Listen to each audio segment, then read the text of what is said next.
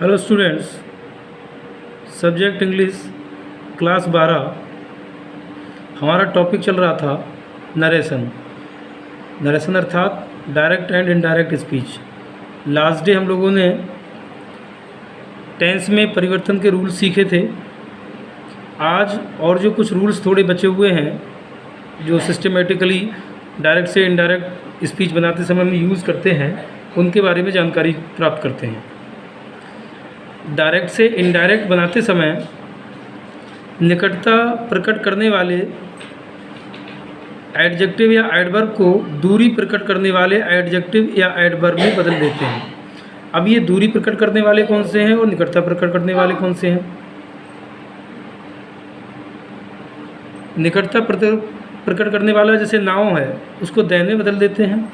This है, उसका that में बदल देते हैं।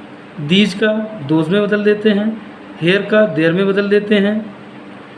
और हैंस का थैंस में बदल देते हैं। दस का सो में बदल देते हैं। लास्ट नाइट का द प्रीवियस नाइट में बदल देते हैं। नेक्स्ट वीक का द फॉलोइंग वीक में बदल देते हैं। जस्ट का देन में बदल देते हैं। एगो का बिफोर में बदल देते हैं। टू डे का दैट डे में बदल देते हैं। टू नाइट का दैट नाइट में। टुमारो का द नेक्स्ट डे में। और यस्टरडे का द प्रीवियस डे में बदल देते हैं। तो ये हमारे कुछ ऐसे एडजेक्टिव और एडवर्ब्स थे जो डायरेक्ट से इनडायरेक्ट बनाते समय हम परिवर्तित करते हैं। लेकिन एक बात बड़ी मुख्य है इनमें, वो ये है, यदि दिस है, हेयर है या नाउ है ऐसी वस्तु समय या स्थान के लिए प्रयुक्त हों जो कहते समय वक्ता के सामने उपस्थित हो, तो इनमें परिवर्तन नहीं करते हैं। कहने का मतलब, अगर दिस है हमारा, नाउ है या हेयर है, ये शब्द उस समय प्रयुक्त किए जाते हैं, उन स्थानों के लिए, समय के लिए, वस्तु के लिए प्रयुक्त किए जाएं जो कहने वाला कह रहा है और वो चीज़ उसके सामने है, तो हम उस समय इसमें कोई भी परिवर्तन किसी प्रकार से भी नहीं करेंगे। जैसे उदाहरण देखते हैं, he said to me I shall leave you now. तो he told me that he would leave me now. दूसरी चीज़, he said I have seen this man before, तो हो जाएगा he said that he had seen this man before, क्योंकि कहने वाला भी उसके सामने है और सुनने वाला भी उसके सामने है।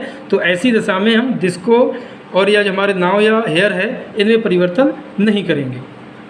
ये जो हमारे साधारण रूल्स थे जो अमूमनली हमें डायरेक्ट से इनडायरेक्ट बनाते समय प्रयोग करने हैं, ये रूल्स हमारे लगभग समाप्त हो गए हैं। अब हम काइंड्स ऑफ सेंटेंसेस के विषय में बात करेंगे।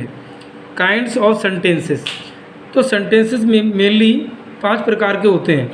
पहला असर्टिव सेंटेंस होता है जिसे हम साधारण वाक्य बोलते हैं। दूसरा इंटेरोगेटिव सेंटेंस होता है जिसे प्रश्नवाचक वाक्य बोलते हैं। तीसरा इंपरेटिव सेंटेंस होता है जिसे आज्ञासूचक वाक्य बोलते हैं। चौथा एक्सक्लेमेटरी सेंटेंस होता है जिसे विस्मयबोधक वाक्य बोलते हैं। पांचवा ऑब्जेक्टिव सेंटेंस होता है जिसको इच्छा सूचक वाक्य बोला जाता है। तो ये हमारे अमूमनली मेनली 5 वाक्य हैं जिनकी हम नेक्स्ट टॉपिक नेक्स्ट डे से स्टार्टिंग करेंगे और इनके विषय में आपको समझाने का प्रयास करेंगे। मैं समझता हूँ जो चीज़ें मैंने आज आपको समझाई हैं ये आपको ठीक से समझ में आई होंगी। अपनी एक्सरसाइज बुक से आप रिलेटेड एक्सरसाइज को करने का प्रयास करेंगे। Thanks and have a nice day.